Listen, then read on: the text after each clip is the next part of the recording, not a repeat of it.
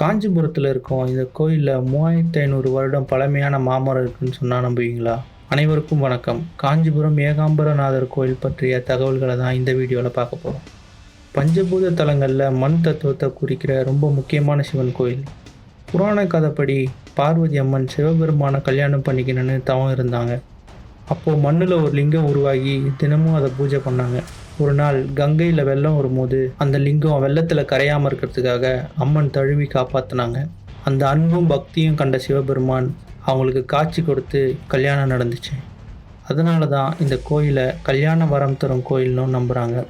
திருமண தடை நீங்கள் நிறைய பேர் இங்கே வந்து பிரார்த்தனை பண்ணுறாங்க. இந்த கோயிலோட ராஜகோபுரம் சுமார் 192 அடி உயரம். கோவில் வளாகம் சுமார் 23 ஏக்கர். ரொம்ப பெரிய பிரகாரம், 1000 தூண் மண்டபம் எல்லாமே கண்ணை கவரும் விதத்தில் இருக்கும். இங்கே இருக்கிற மாமரம் 4 பெரிய கிளைகளை கொண்டதாக இருக்குது. அது 4 வேதங்களை குறிக்கிறதா சொல்கிறாங்க. மூலவர் லிங்கம் மண்ணால் ஆனதுனால அபிஷேகம் செய்ய மாட்டாங்க. கவசம் போட்டு தான் பூஜை நடக்கும். அதுவும் இந்த கோயிலோட சிறப்பில் ஒன்று. காஞ்சிபுரம் போகிறீங்கன்னா இந்த கோயிலை கண்டிப்பாக தரிசனம் பண்ணிட்டு வாங்க. இந்த மாதிரி வேறு எந்த கோயிலை பற்றி தெரிஞ்சுக்கணுன்னு கமெண்ட் பண்ணுங்கள். இந்த மாதிரி ஆன்மீக தகவல்களுக்கு நம்ம சேனலை சப்ஸ்கிரைப் பண்ணுங்கள். ஃப்ரெண்ட்ஸ் அண்ட் ஃபேமிலிக்கு ஷேர் பண்ணுங்கள். நன்றி, வணக்கம்.